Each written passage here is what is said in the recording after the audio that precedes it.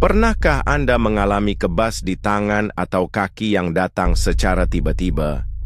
Atau mungkin rasa mencucuk-cucuk yang seolah-olah ada jarum menusuk? Ini mungkin tanda-tanda awal masalah saraf yang tidak boleh diabaikan.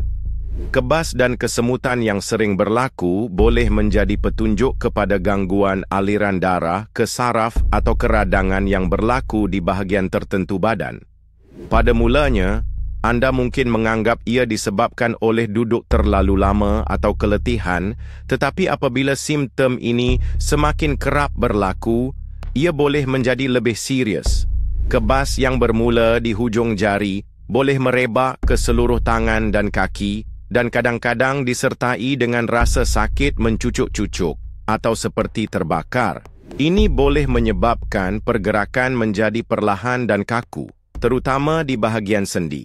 Apabila berjalan, Anda mungkin merasakan kaki tidak stabil dan lutut mula sakit.